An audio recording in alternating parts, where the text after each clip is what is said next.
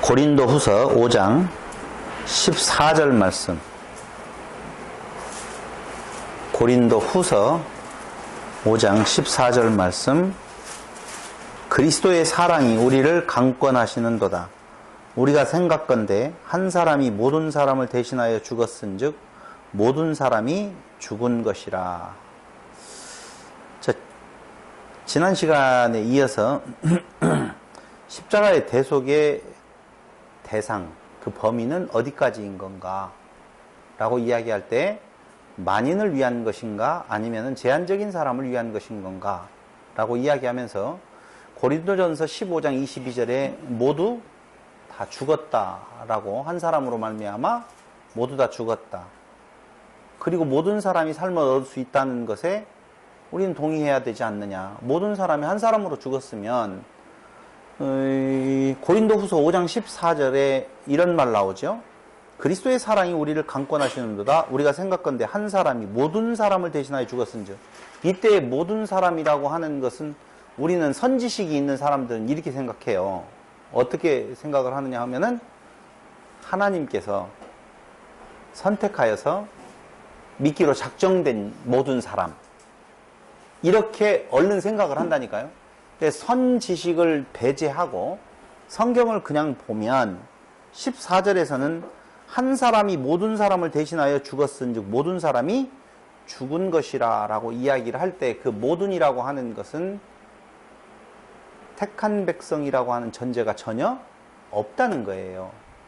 그러니까 성경을 항상 볼 때는 앞뒤의 문맥을 통해서 거기에서 말하고 있는 단어가 그 단어의 범주가 어디까지 들어가는지를 우리가 캐치를 해야 될 거 아니겠습니까? 그러니까 여기에서의 모두는 모두를 말해요. 모두. 헬라인과 유대인의 구분도 아니고요. 다 그렇다 그 말입니다. 그런데 디모데전서 2장 4절을 한번 보세요. 디모데전서 2장 4절.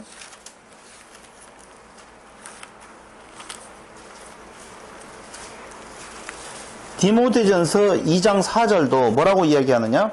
하나님은 모든 사람이 구원을 받으며 진리를 아는 데 이르기를 원하느니라. 모든 사람이라고 또 말하죠. 베드로후서 3장 9절.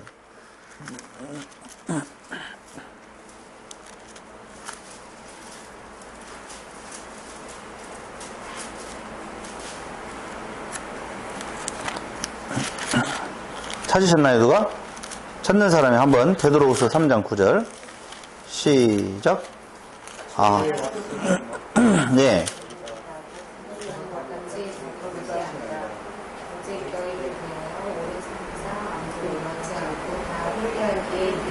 거기 아무도 멸망치 않고 다 회개하기에 이르기를 원하시느니라 라고 이야기할 때 아무도 멸망치 않고 라고 이야기하죠. 사도행전 2장 21절.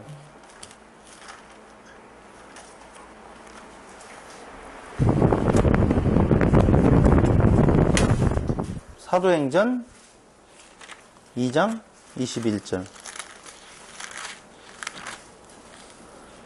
누구든지 주의 이름을 부르는 자는 구원을 얻으리라. 누구든지 라고 주의 이름을 부르는 것이 조건이지, 여기에 사람을 구분을 해서 누구는 되고 누구는 안 되고는 없다는 거죠. 근데 그 누구든지를 헬라인과 이방인으로, 아니 유대인으로 구분하는 것은 아니다라고 하는 것 느껴지죠? 그건 이제 벗어났죠? 우리가 너무 많이 누구든지라고 이야기할 때는 헬라인하고 유대인하고 구분이 없다는 말이다 라고 이야기했는데 그거 아니라는 거예요. 성경이 지금 여러 구절에서, 로마서 하나만 더 찾아보죠. 로마서 10장 13절.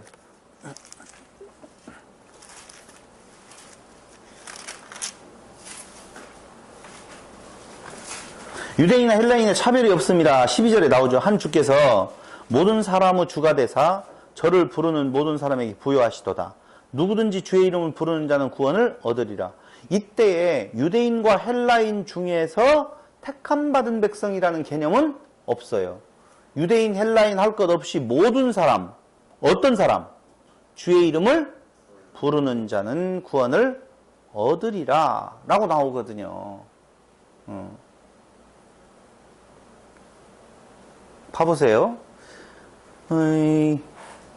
누가 이런 그 문답을 재미나게 인터넷에 올렸더라고요.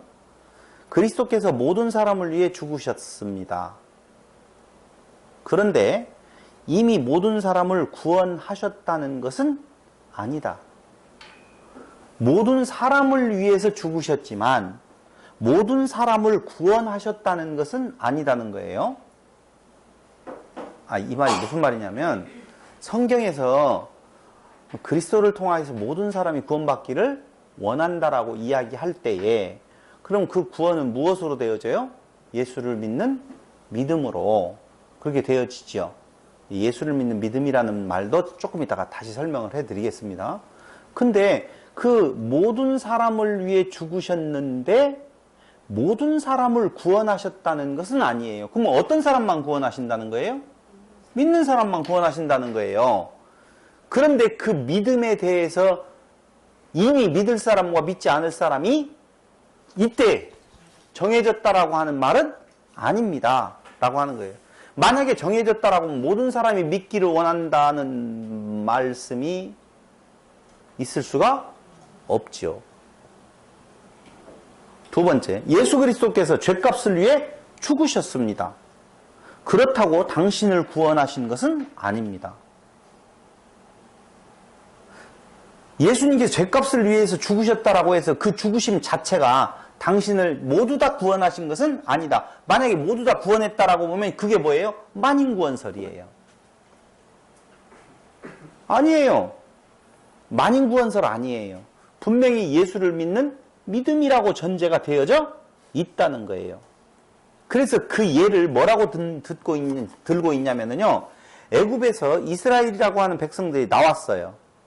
나오죠? 나왔는데 광야에서 뱀에 물려 죽지요. 물려 죽을 때 누구만 산다? 들린 노뱀을 본 자만 산다라고 한다 그 말이죠. 요한복음 14장 6절.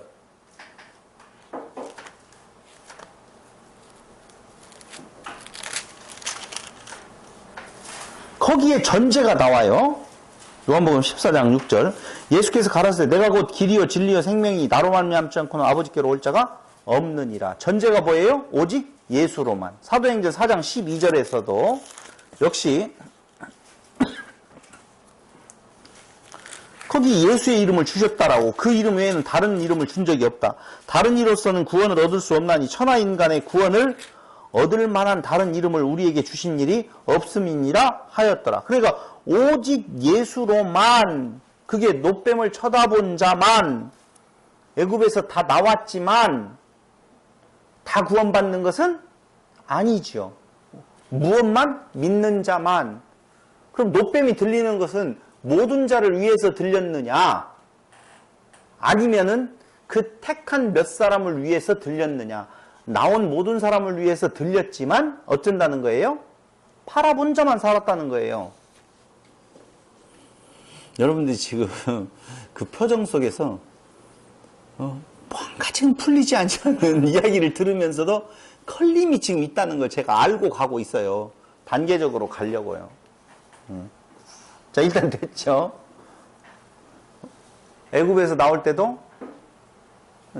죽음의 사자가 지나갈 때 문설주와 인방에 피 바른 자만. 당연히 피 바른 사람만 살아남잖아요.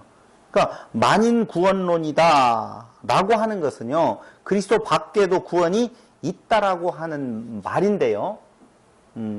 어떤 사람은 만인 구원론이 아니라 즉 웨슬레 쪽에서 말하는 것은 만인 구원론이 아니라 만인 속죄설. 만인을 위해서 대속의 죽으심을 죽으셨지만 사는 자는 어떤 자만 산다? 예수 안에서만 산다. 지금 그 말이에요. 만인 구원은 예수 안에 있든 말든 상관없이 모두 다 구원을 한다. 이렇게 주장하는 거라고 보면 그건 만인 구원설은 아니라 그건 이단이에요. 완전히. 근데 만인 속죄설. 칼빈은 제한된 자를 위하여서 죽으셨다는 거고 알미니안이나 웨슬레는 아니다. 제한된 자가 아니라 모두를 위해서 죽으셨지만 조건이 하나 있다. 오직 예수로만. 예수를 믿음으로만. 1번이에요? 2번이에요? 2번 같잖아요. 2번 같죠? 좋아요. 그런데 이렇게 한번 정리를 해 보겠습니다. 누구든지 구원을 받을 수 있다. 단 주의 이름을 부르는 자만. 이게 만인 속죄설이에요. 웨슬레가 말하고 있는 만인 속죄설. 속죄의 은총은 만인에게, 구원은 누구에게만? 믿는 자에게만. 의문이 생기면 지금 이야기하세요. 안 생기면 넘어가서 제가 나중에 의문을 표하고 그다음 답도 내리겠습니다. 두 번째, 수고하고 무거운 짐진 자들아 다 내게로 오라. 다 내게로 오라. 그런데 마태복음 10장 28절에서는 뭐라고 말해요? 내가 너희를 쉬게 하리라. 누가 쉬게 한다고요? 내가 너희를 쉬게 하리라. 다 와. 누구든지 올 수 있어. 아무나 오게, 누구나 오게. 그러나 내가 쉬게 해. 어떤 자? 내 안에 있는 자. 나를 믿는 자만. 세 번째, 네가 만일 내 입으로 예수를 주로 시인하면, 로마서 10장 9절에서 어떻게 된다? 구원을 얻는다. 조건, 인간의 조건은 뭐예요? 네가 만일 내 입으로 예수를 주로 시인하면 구원을 얻는다. 이게 만인 속죄설이에요? 제한 속죄설이에요? 다시 말할게요. 네가 만일 내 입으로 예수를 주로 시인하면, 거기에 네가 만일 내 입으로 예수를 주로 시인한다라고 할 때 만인에 해당되어져요? 제한적인 사람들만 해당되어져요? 만인에 해당되어지죠. 제한적이라고 하는 것은 그럴 필요도 없어요. 돌아가기 전에 많이 하시잖아요. 네? 돌아가시기 전에. 돌아가시기 전에. 많이 하시잖아요. 뭐죠? 시인하시잖아요. 죽기 직전에. 병원에서 임종. 할 때. 그런 거 돌아가시기 전에 많이 한다고요. 세 번째요. 로마서 10장 9절 내용이었었어요. 요한복음 3장 16절 우리가 너무나 잘 알죠. 사랑하사 이처럼 사랑하사 독생자를 주셨으니, 이처럼 사랑한다는 말은 뭔 말이에요? 이처럼 사랑했다는 말이 아니라고 그랬어요. 이처럼 사랑하사 십자가의 대속의 죽음을 죽게 하시는 사랑, 그걸 의미해요. 이처럼 사랑했다는 말은. 근데 이처럼 사랑하사 독생자를 주셨으니 이는 저를 믿는 자마다. 조건이죠? 그죠? 인간의 조건. 저를 믿는 자마다. 어떻게 하는? 멸망치 않고 영생을 얻게 하려 함이라. 요한복음 3장 16절.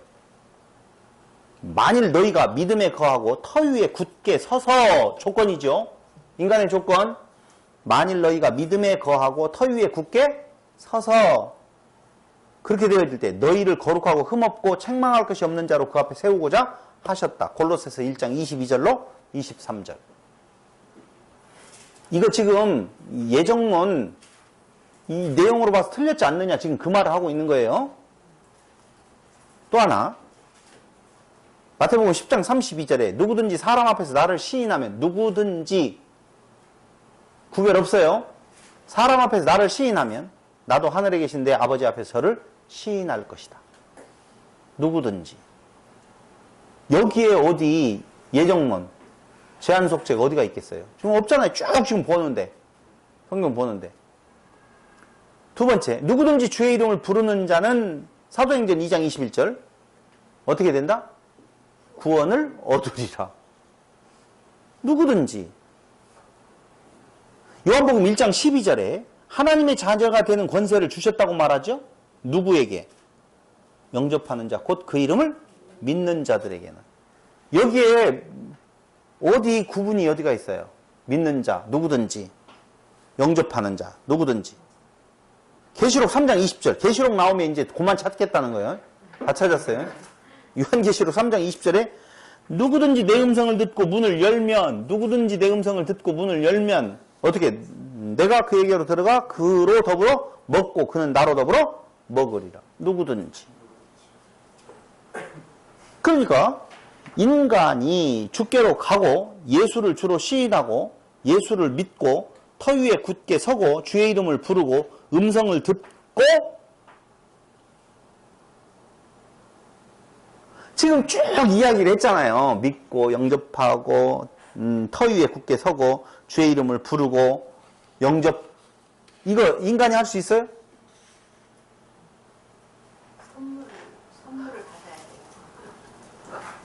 그래서 지금 죽어버린 자예요.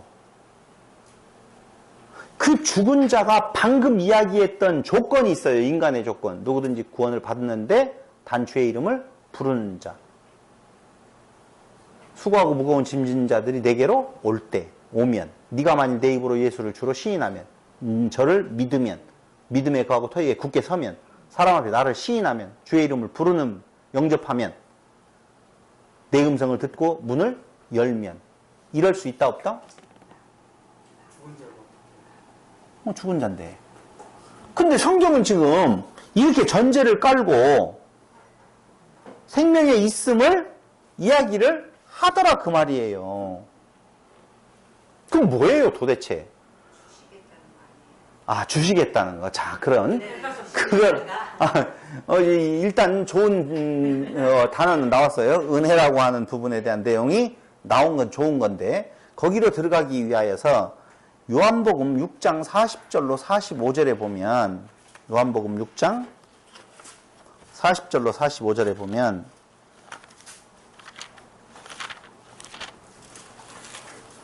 여기 예정론자들이 아주 좋아하는 구절이 쫙 나옵니다. 요한복음 6장 40절 내 아버지의 뜻은 아들을 보고 믿는 자마다 영생을 얻는 이것이니 마지막 날에 내가 이를 다시 살리리라 하시니라. 내 아버지의 뜻은 아들을 보고 믿는 자마다 영생을 얻는 이것이니 마지막 날에 내가 이를 다시 살리리라 했죠. 그런데 41절에 한번 보세요. 자기가 하늘로서 내려온 떡이라 하심으로 유대인들이 예수께 대하여 수근거려 가로되 이는 요셉의 아들 예수가 아니냐. 그 부모를 우리가 아는데 지가 지금 어찌하여 하늘로서 내려왔다 하느냐. 예수께 대답하여 가라사대 너희는 서로 수근거리지 말라. 나를 보내신 아버지께서 이끌지 아니하면 아무라도 내게 올 수 없으니 오는 그를 내가 마지막 날에 다시 살리리라. 아버지께서 이끌지 아니하면 아무라도 내게 올 수 없다 라고 하죠. 이끌어 줘야 되는데 이끌림을 받은 자가 누구라는 거예요? 택자라고 하는 것이죠. 그러면서 예수께서 대답하여 가라사대 선지자의 글에 저희가 다 하나님의 가르치심을 받으리라 기록되었은즉 아버지께 듣고 배운 사람마다 내게로 오느니라 이렇게 나오죠. 아버지께 듣고 배운 사람마다 내게로 오느니라 이렇게 나와요. 이게 지금 자, 요거 한번 생각을 해보면 누구든지 아무라도 내게로 올 수 있다 없다? 없다라고 되어 있죠. 근데 재미난 것은요. 제가 성경을 찾아보니까 성경을 원문을 보니까 여기에 아무라도라는 단어는 없어요. 진짜 없어요. 나를 보내신 아버지께서 이끌지 아니하면 내게 올 수 없다. 이렇게 되어 있어. 아무라도라는 말은 없어요. 그러니까 아버지께로 오는 것이 어떻게 될 때 온다? 아버지께서 이끌어야 온다 그 말이에요. 근데 누구를 아버지께서 이끄시는 건가 라고 보았었을 때 이제까지의 예정론을 주장했던 쪽에서는 뭐라고 이야기했어요? 택자만 이끌어 온다 라고 하는 거거든요. 예수께로. 자, 그럼 보세요. 마태복음 11장 2절에서 5절에 보면은요,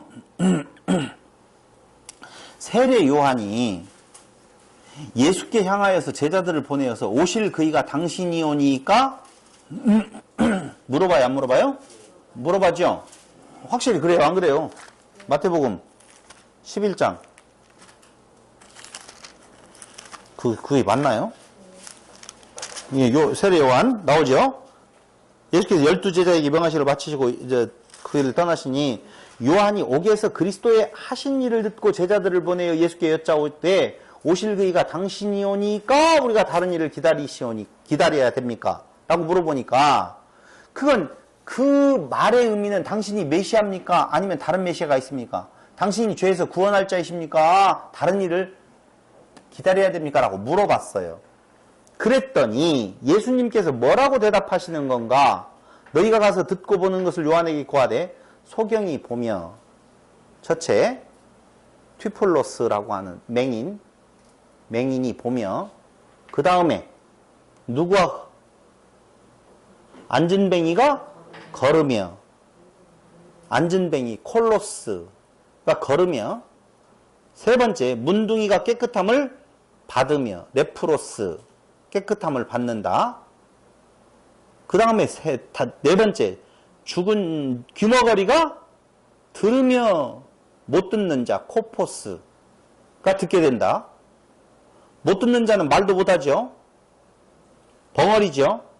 귀머거리는 곧 뭐예요? 벙어리죠. 죽은 자가 살아나며, 네크로스. 죽은 자가 살아나며, 거기 가난한 자에게 복음이 전파된다 하라. 가난한 자, 프토코스. 많이 들어봤죠? 가난한 자에게 복음이 전파된다 하라 라고 이야기가 되어 있어요. 그럼 맹인, 못 걷는 사람, 문둥병자, 못 듣는 자, 죽은 자, 모든 자들은 어떤 상태에 있는 자들인가 하면요, 그게 죽은 자예요. 여기에 우리가 말하고 있는 그때 당시에 예수님께서 행하셨던 것 중에 이적을 행하시는 이런 병자들이 낫는 그것을 지금 말하려고 하는 것이 아니에요. 그건 겉의 이야기고, 겉의 이야기예요. 근데 그것의 총체적인 이야기는 뭐냐면요, 우리가 산상수훈에서 보았던 것처럼 가난한 자, 심령이 가난한 자라고 되어 있잖아요. 그건 자기를 부인하는 자, 부정하는 자, 자기 없음에 있는 자, 죽은 자라는 거예요. 그러니까 지금 맹인, 못 걷는 사람, 문둥병자, 못 듣는 자, 거기 마지막 죽은 자라고 나와 있는 그 단어, 그 끝에 가난한 자라고 되어 있는 것까지가 바로 모두 다 어떤 자다? 죽은 상태에 있는 자라는 말이에요. 근데 그 죽은 자에게 무엇이 유앙겔리온, 복음이 전파된다 하라, 지금 그렇게 말을 하거든요. 당신이 메시아입니까?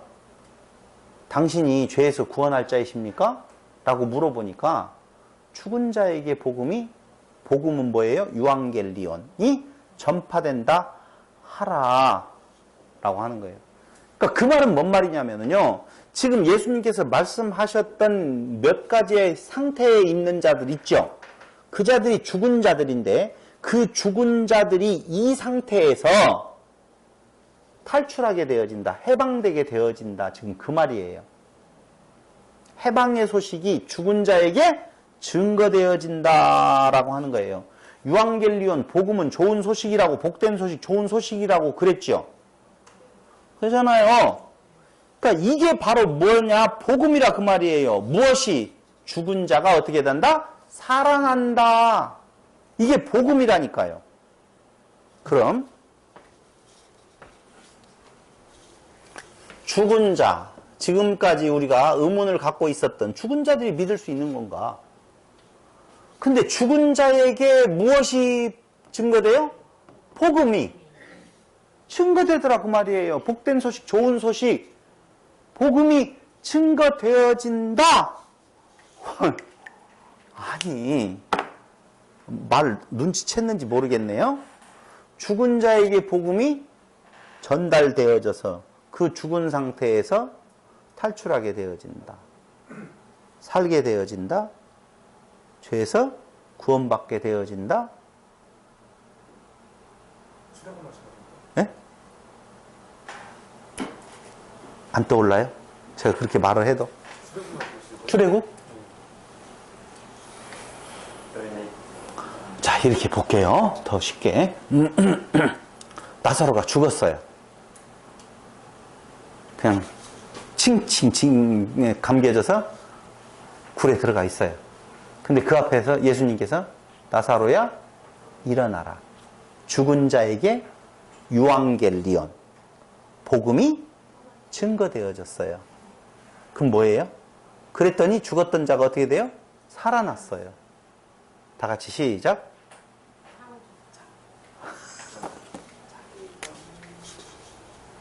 아니, 이렇게 말했잖아요. 복음이 증거되었는데 죽은 자에게 복음이 증거됐어요. 근데 그게 좋은 소식, 복된 소식이 됐어요. 그럼 아까 죽었던 상태에 있는 자가 무엇하게 되어진다고 그랬어요? 그 상태에서 탈출, 살아난다, 그 말이잖아요. 근데 죽은 자는 살아날 수가 아니요. 그것을 이제까지 공부한 내용에 있어서는 뭐라고 이야기하느냐면은 믿는 것이라고 이야기했잖아요. 나를 믿는 자는 앞에 이야기했었잖아요. 내게로 오면 내 입으로 주를 시인하면 믿는 자, 믿음에 가고 터위에 굳게 선 자, 사람 앞에 나를 시인하는 자, 주의 이름을 부르는 자, 영접하는 자, 그 이름을 믿는 자, 내 음성을 듣고 문을 여는 자. 할 수 있어요, 없어요? 죽은 자가? 할 수 없다는 거예요. 그런데 그랬던 그 조건들이 죽은 자로서는 그 조건을 내밀 수가 없는데 그 조건이어야만이 사는 건데 그가 살아났단 말이에요. 그러니까 뭐라는 말이에요? 은혜다 그 말이에요. 한마디로 말을 하면. 다시 이야기해서 내가 그 조건들을 내어놓을 수 있으면 은혜예요, 공로예요? 공로지만 내가 내어놓을 수 없는 건데 그가 살아났다는 것은 그 살아남이, 그 믿음이, 그 터위에 굳게 서고 시인하는 거, 믿는 거, 이것이 내 것이 아니라 그 부르시는 그 음성이 그를 듣게 하시고 믿게 하시고 서게 하시고. 창세기에서 배운 것 같아요. 그 말씀이 가서 이렇게 이렇게 해가지고 이렇게 살리심. 그 말씀이 그걸 살리신다 그 말이에요. 그게 뭐라고요? 은혜다. 그러니까 복음은 곧 뭐라고? 은혜다 그 말이에요. 유앙겔리온, 좋은 소식. 그 말은 뭐가 좋은 소식이냐? 죽은 자가 그 은혜 안에서 살리심 받았다라고 하는 거예요. 다른 게 아니고. 그러므로 카리스라고 하는 은혜는 착한 일, 감사하는 일, 선행, 하나님께서 하시는 일이 바로 뭐예요? 은혜예요. 하나님께서 착한 일을 시작하시니까 라고 나오죠. 그래요. 그분이 그 일을 은혜로 행하신다. 복음에는 하나님의 의가 나타나서 믿음으로 믿음에 이르게 하나니, 지금 그 말이라니까. 로마서에서 나오고 있는. 복음에는 하나님의 의가 나타났어. 근데 예수님께 뭐라고 말해요? 그들에게 복음이 요한겔리온 증거된다고 하라. 누구에게?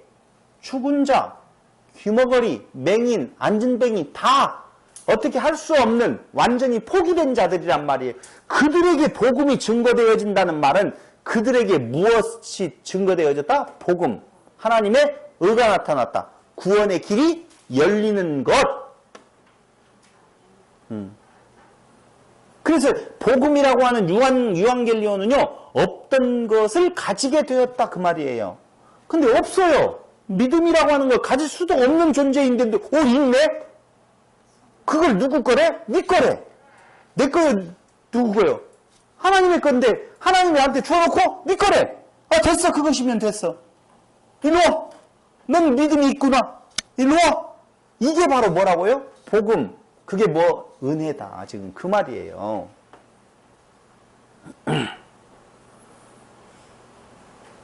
봐봐요. 예정론이 맞다면 복음은 필요해요? 필요 없어요? 필요 없어요. 아무 필요 없어요. 유앙겔리온 그거 필요 없어요. 은혜도 필요해요? 필요 없어요? 필요 없어요. 이미 다 예정되어 있는데. 예. 그래서 요한복음 6장 44절을 예정론의 근거로 지금 삼는데요. 요한복음 6장 44절.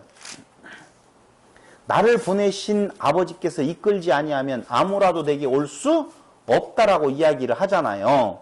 근데 아셔야 될 것은 이걸 예정론의 근거로 삼는다라고 할 때에 첫 번째 틀린 것은 뭐냐면은 거기 아무라도라는 단어가 없다는 거예요. 그러면 아무라도를 빼버리면 나를 보내신 아버지께서 이끌지 아니하면 내게 올 수 없다.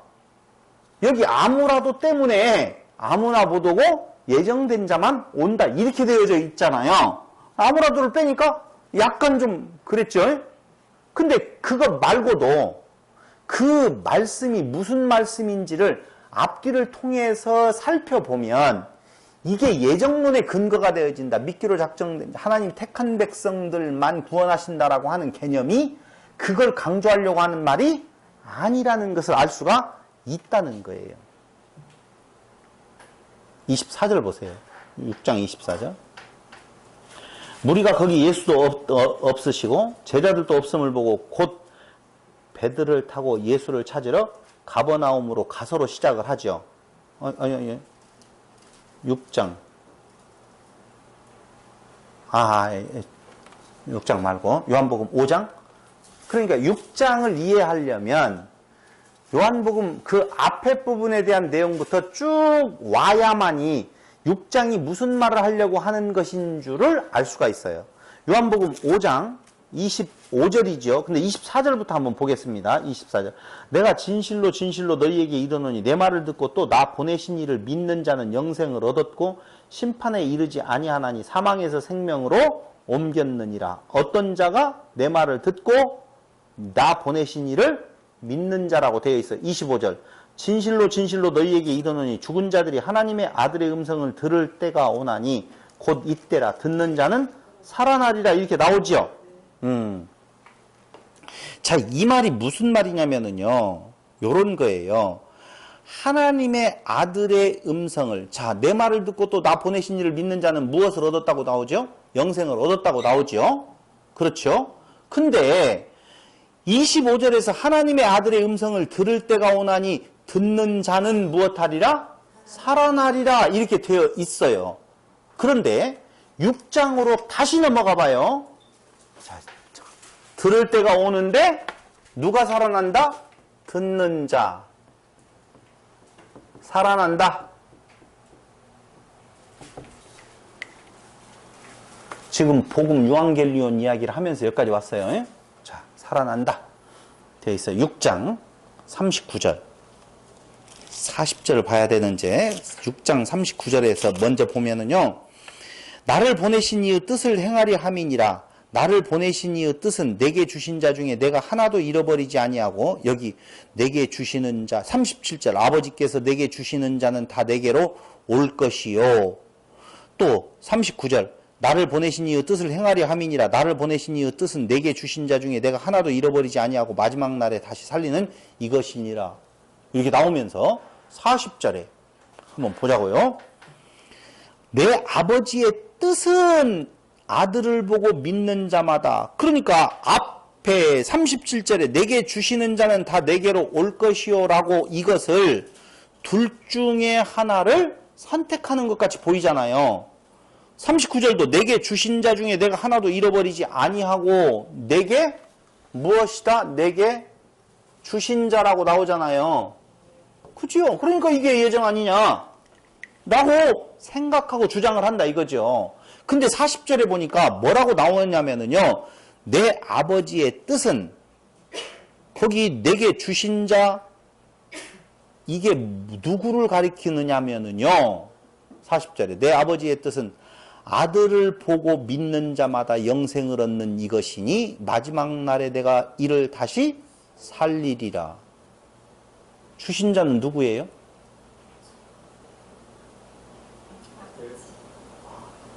아니요. 내게 주신 자는, 아니요. 말고 내게 주신 자, 예수님께서 내게 주셨다. 아버지가 주시는데 그 주신 그 대상은 지금 누구를 말해요? 40절에 설명을 해요. 다시 살리는데, 아니 39절에 내게 주신 자를 다시 살린다고 되어 있죠? 39절에 나와 있죠? 40절에 살린다는 거 나와요, 안 나와요? 나오잖아요. 살리리라. 누구를? 아들을 보고 믿는 자마다 영생을 얻는 이것이니. 그러니까 이 주신 자라고, 내게 주신 자는 어떤 자를 말해요? 아들을 보고, 그렇지요. 보고 믿는 자. 예정론에 딱 머리가 박혀가지고 내게 주신 자, 예정된 자 이렇게 하지 말라 이거예요. 제 이야기는. 내게 주신 자는 누구냐면은 아들을 보고 믿는 자를 내게 주신 자라고 말한다 그 말이에요.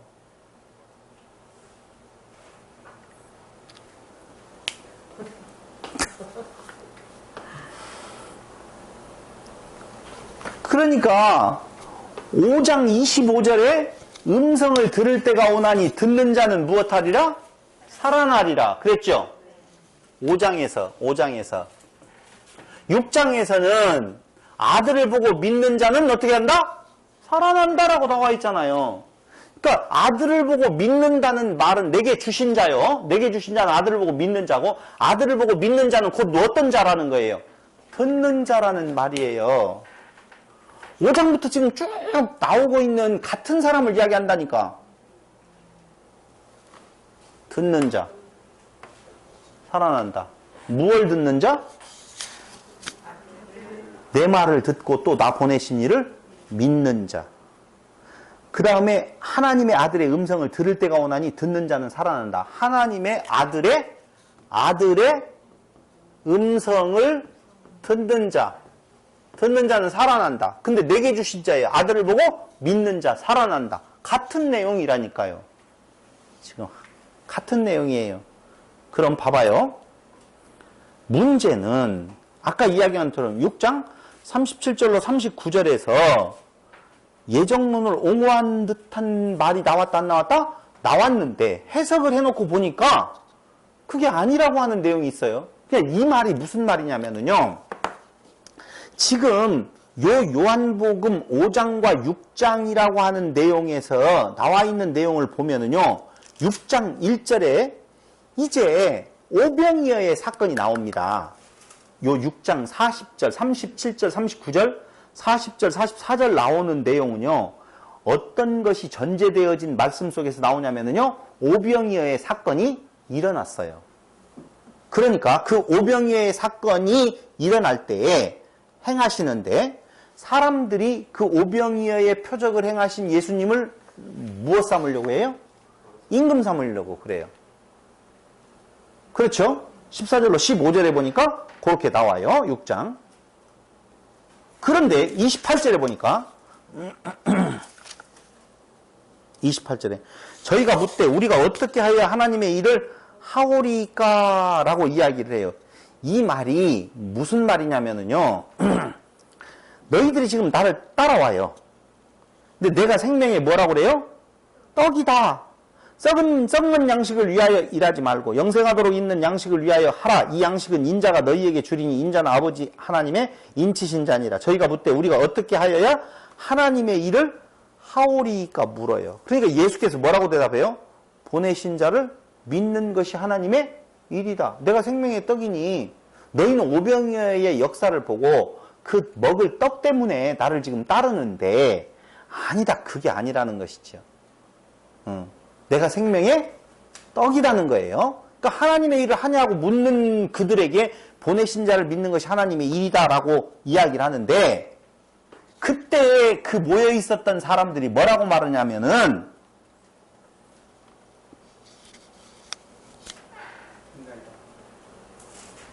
보내신 자를 믿는 거라고 하는데 당신이 믿음의 대상이 되기나 합니까? 지금 그 말이에요.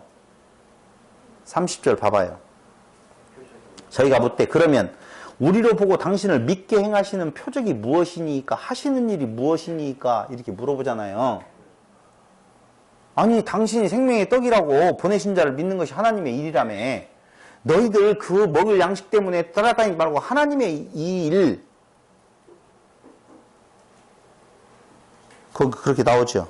먹을 썩는 양식을 위하여 일하지 말고 영생하도록 있는 양식을 위하여 하라. 그렇죠? 그러니까 그럼 그것이 하나님의 일이란 말이에요. 그러면 어떻게 해야 하나님의 일을 합니까? 라고 물어본다니까요. 믿는 거야 나를. 당신이 뭔데요? 당신이 믿음 깜이나 됩니까? 지금 이야기를 해요. 그러니까 예수가 우리가 예수라고 하면 뭐라고 말했겠어요? 야 임마 오병이어의 표적을 행했잖아. 이렇게 말을 했을 거 아니에요. 그렇죠? 예수님은 그 말씀 안 하셨어. 다행히. 안 하셨는데도 그 오병이어의 사건 이후에 이 말이 전개되니까 그렇게 말을 할 거라고 생각을 하고 그 모여 있었던 자들이 그건 우리 조상들도 했었는데요. 30절 봐봐요. 표적이 무슨 말이가? 기록된 바 하늘에서 저희에게 떡을 주어 먹게 하였다 함과 같이 우리 조상들은 광야에서 만나를 먹었나이다. 봐봐요. 오병이어의 사건이 커요. 광야에서 계속적으로 만나와 매출하기 사건이 커요. 그렇잖아요. 네. 지금 그 말이에요. 이제 이해됐죠? 오병이어의 표적 하나 해놓고 나를 믿으라고 당신이 떡이라고? 좀 다른 거 쌈박한 것 좀 한번 해놔봐요. 그 오병이어의 그것은요 이미 우리 때 우리 조상들 때에도 다 광야에서 그런 일이 있었잖아요. 그러니까 예수님께서 뭐라고 말했겠어요? 아까 이야기했잖아요. 썩을 양식을 위하여 일하지 말라고 그랬죠? 그게 32절로 33절에서 예수께서 이르시되 내가 진실로 진실로 너희에게 이르노니 하늘에서 내린 떡은 모세가 준 것이 아니라 오직 내 아버지가 하늘에서 내린 참떡을 너희에게 주시나니 하나님의 떡은 하늘에서 내려 세상에서 세상에게 생명을 주는 것이니라. 너희 그 모세 때에 내린 그 의미가 뭔 줄 아느냐? 나여 이놈들아 라고 이야기를 하는 거예요. 썩을 양식 개념이 아니라는 것이죠. 그러니까 지금 오병이어의 표적을 일으킨 것은 단순히 너희에게 먹을 떡을 준 것이 아니라 누가? 내가 생명의 떡이다 라고 말하니 34절 저희가 가로되 주여 이 떡을 항상 우리에게 주소서. 이 떡은 누구예요? 예수지요. 이 떡이 바로 예수라고 말했잖아요. 근데 그들은 그 떡이 따로 있는 줄로 안다. 그러니까 예수님께서 뭐라고 말해? 35절에서 나다. 나다. 지금 그 말이에요. 그게 36절. 그런데 너희들은 보고도 믿지 않는구나. 지금 그렇게 이야기해. 36절. 그러나 내가 너희더러 이르기를 너희는 나를 보고도 믿지 아니하는도다 하였느니라. 라고 하면서 아버지께서 내게 주시는 자는 다 내게로 올 것이다. 저기 중요한 거예요. 아버지께서 주시는 자는 다 내게로 온다. 그런데 나다. 난데도 불구하고 너희들은 믿지 아니한다. 근데 너희들이 나에게로 오려면 어떻게 해야 된다? 아버지께서? 그렇죠. 내게 주어야 된다. 그런데 그 말이 뭐냐 이거예요. 아버지께서 나에게 주어야 된다. 즉, 왜 알아보지 못하느냐 하면 지금 그 말이에요. 아버지께서 주시지 아니해서. 그때에 거기 아버지께서 이끌지 아니하시면 44절 나오죠? 나를 보내신 아버지께서 이끌지 아니하면 내게 올 수 없다 그 말이에요. 근데 여기 아버지께서 이끌지 아니하면 내게 올 수 없다라고 아무라도를 넣든 안 넣든 이렇게 해석하면 상관이 있어요 없어요? 없어요. 아무라도가 들어가도 아버지께서 내게로 이끌어야만이 온다는 말이지 아버지께서 미리 정하신 자들만 온다는 말이 아니란 말이에요. 그러면 아버지께서 내게 이끌다는 말은 뭐냐 하면은요 아버지의 마음을 알아듣는 자들, 듣고 배운 사람. 요한복음 6장 45절 거기 선지자의 글에 저희가 다 하나님의 가르치심을 받으리라 기록되었은즉 아버지께 듣고 배운 사람마다 내게 오느니라. 이 아버지께 듣고 배운 사람이라는 말이 호마데테스라는 말이에요. 자, 호마데테스, 아버지께 듣고 배운 사람. 아버지께서 이끈단 말이에요. 그 이끌림을 당하는 자는 호마데테스. 즉, 이 말은 아버지께 듣고 배운 사람이 많이 내게로 온다 그 말이에요. 아버지께 듣고 배운다는 말이 뭔 말이에요? 자, 이사야 54장 13절을 보세요. 이 내용과 같은 말씀이 나오는데요. 이사야 몇 장이요? 54장 13절.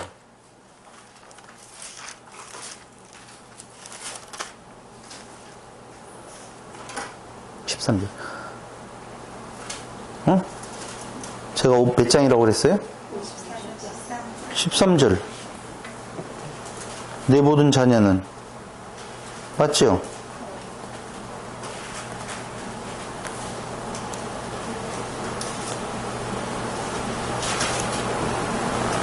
아까 배운다는 거 말씀. 이 말이 똑같은데? 왜 교훈이니?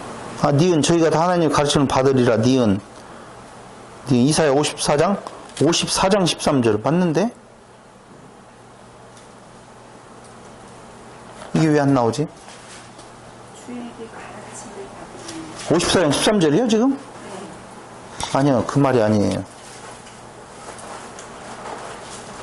아, 요건 다시 한번 내가 관주만 봤는데요. 선지자의 글에 저희가 다 하나님의 가르치심을 받으리라 기록되었은즉 아버지께 듣고 배운 사람마다 내게로 오느니라.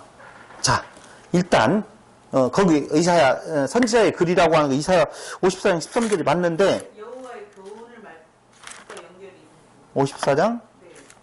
여호와의 교훈을 받은 것이니 약간 그거하고 좀 말씀하시죠. 내 모든 자녀는 여호와의 교훈을 받을 것이니 내 자는 크게 병 교훈을 받을 것이니라고 나오지요. 그 교훈을 받을 것이니라고 하는 말이 제자가 될 것이니라는 말이에요. 제자. 관주에 보면 밑에 제자라고 하는 내용이에요. 내 모든 자녀는 여호와의 교훈을 받는다는 말이 그게 뭐라가 제자가 될 것이다 그 말이에요. 그러니까 어떤 자에게 교훈을 받는 자를 그 자의 뭐라고 말한다고요?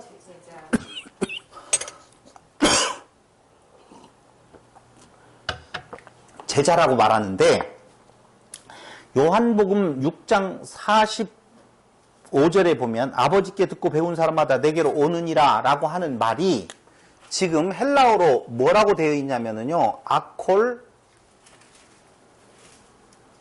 벤 림무디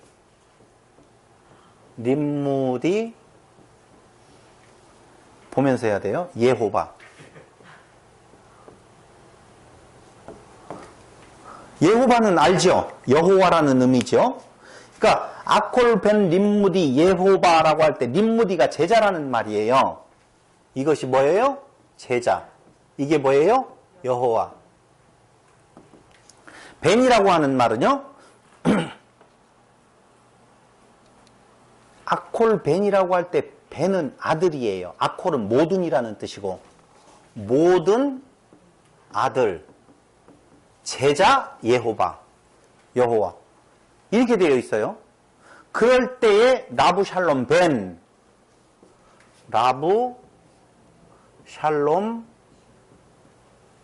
벤 요게 거기에 쓰여진 헬라어 원문이에요. 그럼 이 말이 무슨 말이냐면요. 여호와의 제자 그 모든 아들. 여호와의 제자 그 모든 아들. 그대로만 해석을 하면 맞죠? 여호와의 제자 그 모든 아들. 풍성한 샬롬의 아들. 라부 샬롬 벤. 벤은 뭐라고 그랬어요? 아들. 샬롬은 당연히 샬롬이죠. 평강. 그 다음에 라부는 풍성한. 풍성한 샬롬의 아들. 풍성한 샬롬의 아들. 이렇게 기록되어 있다니까. 뭐가? 아버지께 듣고 배운 사람마다 내게로 아버지께 듣고 배운 사람 이라는 말이 지금 이렇게 쓰여져 있다 그 말이에요. 그러니까 이 말을 해석을 하면은요 하나님께로부터 배우고 하나님의 평강을 얻고 하나님께로부터 배우고 여호와로부터 배우고 그 다음에 뭐예요? 하나님의 평강을 얻고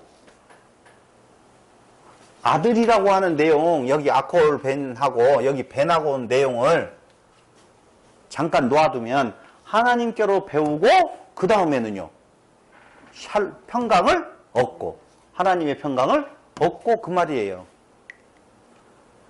이 말은 무슨 말이냐면요 하나님께로부터 배워야만이 배운 자만이 평강을 얻는다 지금 그 말이에요. 그럼 다시 이야기할게요. 하나님께로는 어떻게 배우죠? 말씀으로 배워요. 그러니까 하나님의 말씀으로 배우지 아니하면 평강 없어요 그 말이에요. 평강이 뭔데요? 구원이에요. 다시 한번 림무디라고 하는 말은 제자인데요. 거기 그 제자라고 하는 말은 마데테스. 마데테스는 아버지께 듣고 배운 사람이라고 그랬어요. 아버지께서 가르쳐서 그의 제자가 된 사람이에요. 요한복음 8장 31절로 32절.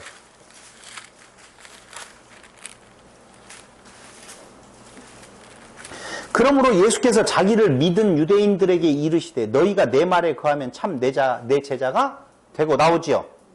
배운 자가 제자가 된대요. 진리를 알지니 진리가 너희를 자유케 하리라. 이 말이 똑같아요 지금. 뭔 말이에요? 너희가 내 말에 거하면 내 말을 배워서 내 제자가 마데테스.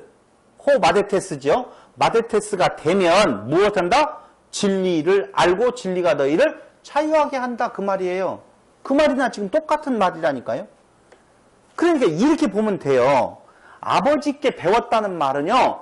아버지의 말씀으로 배웠다는 말이고 아버지의 말씀을 통하여서 아버지의 마음을 받은 자예요.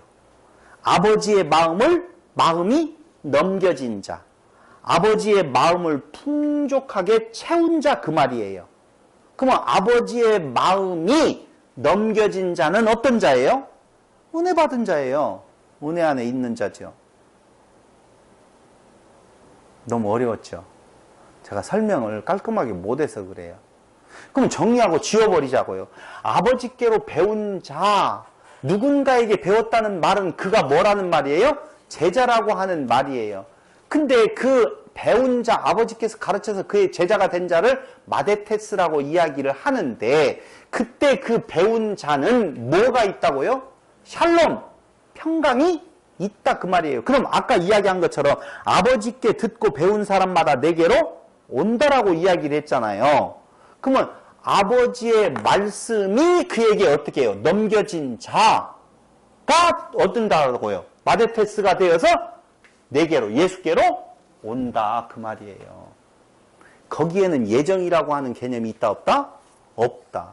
그럼 내게로 온 자는 어떻게 된다? 아무라도 내게로 올 수 없다. 누구만이 올 수 있다? 아버지께 듣고 배운 마데테스만이 올 수 있다라고 이야기했어요. 그러면 내게로 오는 자를 어떻게 한다고요? 살린다. 믿는다. 믿는 자를 살린다. 그게 내게 주시는 자는 내게로 다 올 것이다 라고 하는 말의 의미라니까요. 내게 주시는 자는 어떤 자를 내게 주시는 자라고요? 말씀으로 아버지의 마음을 넘겨 받은 자라는 말이에요. 예정된 자가 아니고. 그런 자가 예정됐다. 그러니까 예정은요, 한마디로 말하면 은혜라는 말이에요. 이제 나중에 해서 예정에 대한 이야기도 결론을 내게 되어 있겠지만 지금은 여기서 일단 멈추어 서서 다시 한번 정리를 해보자고요. 지금 그 내용이 다 똑같아요. 오병이어의 부분을 내서 내가 뭐다? 생명의 떡이다 그 말이에요. 근데 다른 떡을 너희가 구할 거 없다. 내가 메시아라는 말이에요. 한마디로 말을 하면. 근데 어떻게 하여야만이 하나님의 일을 합니까? 라고 이야기하는데 너희는 나를 보고도 믿지 않는구나. 너희 스스로는 믿을 수가 없다. 어떻게 해야만이 아버지께서 이끌지 아니하면 내게로 올 수 없다. 그러면 아버지께서 이끈다는 말은 아버지의 마음을 알아듣는다. 아버지의 마음을 알아듣는다라고 하는 말은 아버지께 어떤 자다? 배운 자다. 그러면 뭘로 가르친다? 말씀으로 가르친다. 그 말이에요. 그러니까 말씀을 통하여서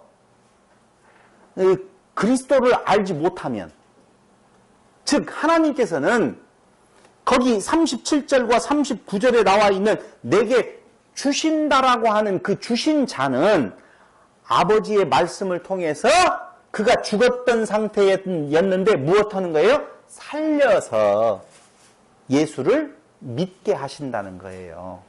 한마디로 말을 하면. 믿음이 그 전에 정해져서 되는 것이 아니라 지금 내게 주신 자라고 하는 말이 그 절대적 시간 이전, 창세 전에 정해진 자가 아니라는 거예요. 지금도 어떻게 된다는 거예요? 말씀이 전해질 때에 그때 그 말씀을 통하여서 무엇해요? 제자를 만든다는 거예요. 마데테스. 그 자가 바로 누구다? 내게 주신 자다. 그 말이에요. 그 내게 주신 자는 어떻게 된다? 아들을 보고 믿는다. 그 말이에요. 40절. 내 아버지의 뜻은 아들을 보고 믿는 자마다 영생을 얻는 이것이니 마지막 날에 내가 이를 다시 살리리라. 섞어져 있기 때문에요. 이걸. 그 예정의 의미가 예. 그 창세전의 예정의 의미는 아니지만 예. 말씀으로 이끌림 받는 부분들도 예정인 게 아니에요? 예정을 부정하면 큰일 나요. 예정 아닌 것이 없어요. 다 예정이에요. 그 예정은 아까 은혜다라고 이야기를 했잖아요. 그러니까 지금 말하고 있는 예정론에 대한 내용은 그 절대적 시간 어떤 전에 빅뱅이 일어난다고 그러죠. 그 전에 하나님께서 구원할 자와 유기될 자를 정하셨다라고 하는 그 이론이거든요. 아니라는 거예요. 그거는 아니지만 어쨌든 그래서 조금만 지나보면 이제 그 예정에 대한 내용이 알 거예요. 그래서 아까 이야기한 대로 요한복음 6장 44절에 아무라도라는 말은 있다 없다? 없다라고 하는 게 첫 번째 증거고 두 번째라고 하는 것이 37절과 39절에서 내게 주신 자라고 하는 말이 내게 주신 자는 내게로 온다고 되어 있잖아요. 근데 그 내게로 온다라고 하는 말은 아들을 보고 믿는 것이다. 근데 그 아들을 보고 믿는다라고 하는 말 그것은요. 아무라도 내게로 올 수 없다. 누구도 올 수는 없어요. 자기들의 힘으로는 올 수 없다는 거예요. 어떻게 해요? 아버지께 듣고 배운 자만이 온다. 근데 그 아버지께 듣고 배우는 것은 그가 나가서 배워야 되겠습니다 라고 하는 것이 아니라 아버지께서 들려주어서 그로 하여금 어떻게 해요? 자기의 뭐가 돼요? 제자로 만들어. 그게 바로 아까 이야기했던 믿음이라고 하는 내용이 죽은 자가 믿음을 낼 수 없는데 그 죽은 자를 아버지의 말씀으로 살려서 예수께로 보낸다. 믿게 한다. 그 자는 반드시 어떤다는 거예요? 살린다. 그 말이에요. 그걸 한마디로 말하면 다 같이 시작. 은혜다. 그렇지. 그 말이 그게 은혜가 바로 뭐라고요? 예정. 예정이라는 말보다 은혜라는 말이 훨씬 강하죠. 그리고 거기에서 겸손이 나올 수 있는데 예정하면 좀 교만이 나오는 거. 그게 이제요.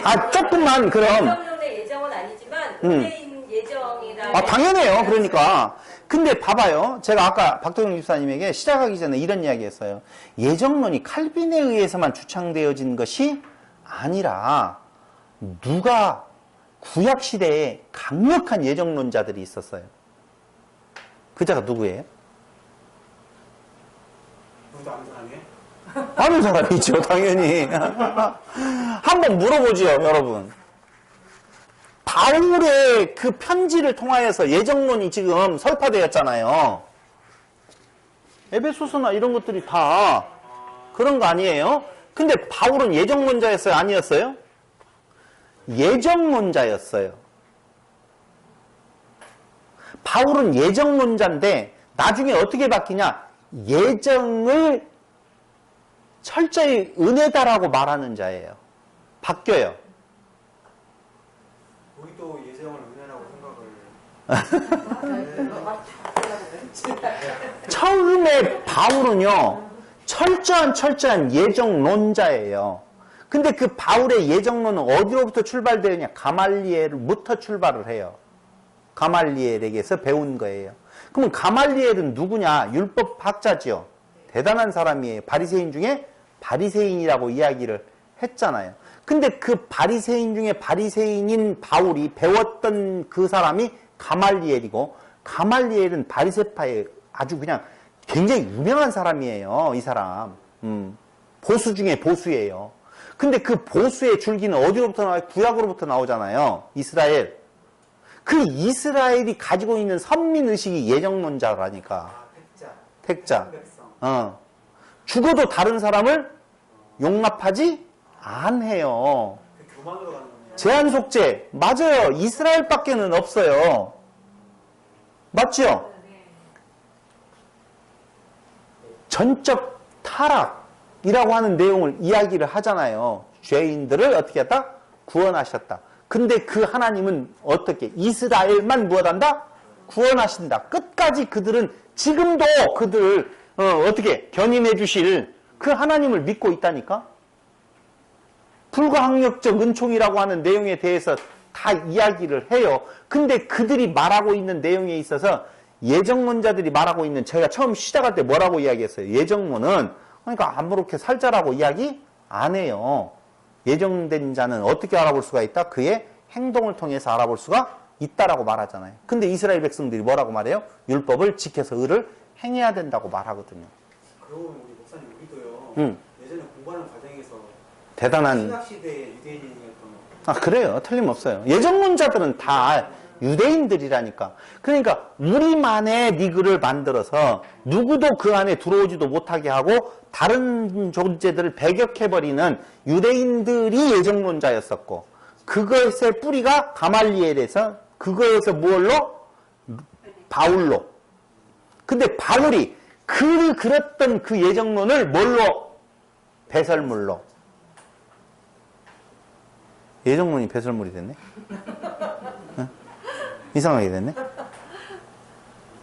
그러니까 구원의 조건을 보자고요. 요한복음 1장 12절에 믿음이라고 말하죠. 영접하는 자, 곧 그 이름을 믿는 자들에게는. 그렇죠? 요한복음 3장 14절로 15절, 16절까지 보면은요, 17절까지 보면은요, 믿는 자마다 다 나와요.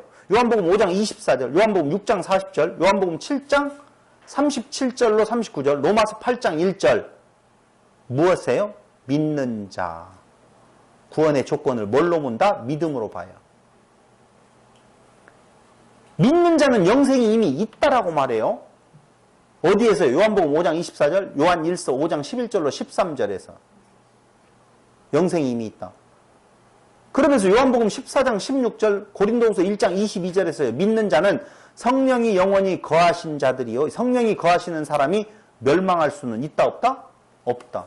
믿는 자는 성령이 거하시는다라고 이야기하는데 그 성령이 거하는 자가 멸망할 수는 있어요 없어요? 없어야지 맞지요. 그 다음에요 또 구원을 어디로 표현하냐? 미래로 표현하는 것이 아니라 과거로 표현하는 요한복음 5장 24절, 고린도전서 1장 30절, 로마서 8장 29절로 30절. 또 하나는요. 영생은 다시 빼앗길 수 있다면 영생이에요? 아니에요? 아니죠. 하나님의 속성은 하나님의 자녀된 자들을 하나님이 끊을 수 있다 없다? 하나님의 자녀를 불렀는데 하나님의 자녀를 만들어놓고 하나님 끊어요? 로마서 8장 38절로 39절 로마서 한번 봐봐요. 무엇으로도 끊을 수 있다 없다? 없다 그렇게 나오잖아요. 로마서 8장 높음이나 내가 확신하니 사망이나 생명이나 천사들이나 권세자들이나 현재의 일이나 장래의 일이나 능력이나 높음이나 깊음이나 다른 아무 피조물이라도 우리를 우리 주 그리스도 예수 안에 있는 하나님의 사랑에 끊을 수 없다. 없어요. 7번째, 믿음이 하나님의 것이라면 주셨다가 빼앗지 않으실 것이다. 에베소서 2장 8절 한번 보세요. 너희가 그 은혜를 인하여 믿음으로 말미암아 구원을 얻었나니 이것이 너희에게서 난 것이 아니요 하나님의 선물이라. 근데 그 믿음을 다시 빼앗는다 안 빼앗는다? 안 빼앗는다라고 하는 것이죠. 그러니 지금 구원의 조건 믿음, 믿는 자 영생이 있다. 믿는 자는 성령이 영원히 거하신 자들로서 성령이 거하시는 사람이 멸망받을 수는 없다. 구원을 과거로 표현하고 있다. 영생은 다시 빼앗길 수 있다면 영생도 아니다. 하나님의 속성으로서 하나님의 자녀된 자들을 끊을 수 있다 없다? 없다. 믿음이 하나님의 것이라면 주셨다가 빼앗지 않으실 것이다. 그러므로 뭐가 맞아요? 네? 이렇다면? 지금 무슨 말이에요? 예정론의 근거로 지금 이야기를 지금 쭉 늘어놨다니까요. 제가. 예정론의 근거예요, 이게 지금. 맞다. 그러므로 알미니안주의에 다시 무엇할 수 있다고 말하는 거? 견인이 아니라 한번 구원함을 맛봤다가도 어떻게 할 수 있다? 탈락할 수 있다라고 아까 이야기했잖아요. 그러니까 알미니안주의는 틀리다는 말이죠. 예정론이 맞다는 거예요. 하나님이 믿기로 작정된, 이미 구원하기로 작정된 자는 그들에게 무엇을 주고? 믿는 자. 이미 영생이 있다고 말하고 과거로 말을 하고 있어요. 그렇죠? 다시 빼앗을 수 없고 끝까지 견인한다. 다 이 교리에 지금 맞는 내용으로 제시를 했다 이거죠. 그럼 정말 바울은 예정론자인가? 바울은 예정론자다? 아니다? 예정론자였어요. 분명히.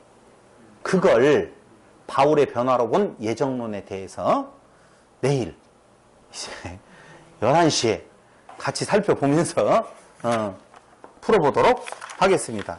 이제 뭐 한 2시간 정도 공부를 하면 뒤에 가서 진짜 중요한 내용이 나와요. 아, 예정론이 아니라 예정이 어떻게 성경이 말하고 있고 그게 은혜인 건가 라고 하는 내용. 근데 우리는 이제 무엇을 참고적으로 여러분들 생각을 오늘 저녁에 이제 생각을 해야 되냐면은요. 이런 생각을 좀 가지셔야 돼요.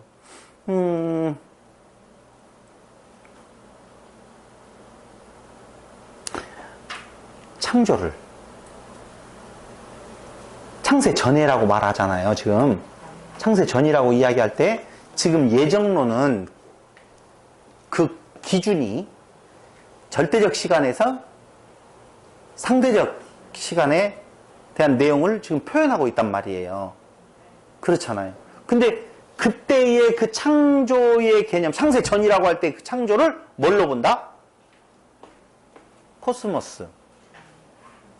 우주 창조로 보기 때문에 그 전에 그 예정을 지금 이야기를 하는 거거든요. 우리는 그 창조? 아니에요. 그러니까 창세 전이라고 하는 말이 우주로 놓고 본다라고 보았었을 때 그 에베소서의 그 구절은 그렇게 오해되어질 수밖에 없다는 거예요.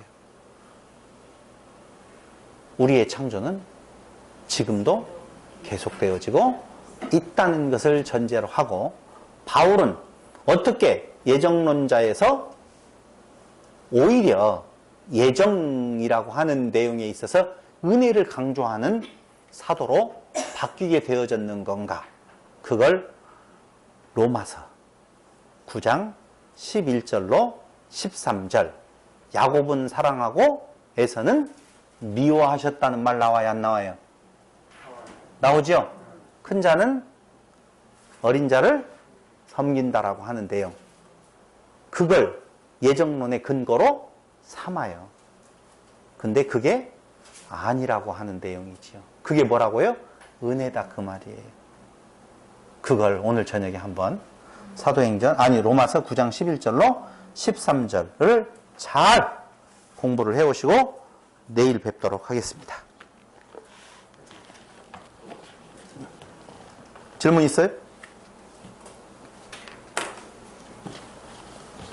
상당히 안 가본 길을 가기 때문에 여러분 이해하는 데 있어서 좀 어려움이 있고 저도 이렇게 강론을 안 해봤기 때문에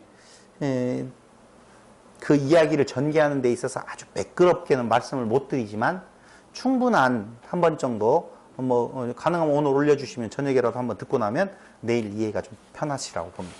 기도드리겠습니다. 아버지 하나님, 이 밤까지 우리를 지켜주시고 하나님의 놀라운 그 복음의 비밀을 우리에게 다시 한번 성경을 통해서 바르게 깨달아 알 수 있는 기회를 주시는 것을 진실로 감사드립니다.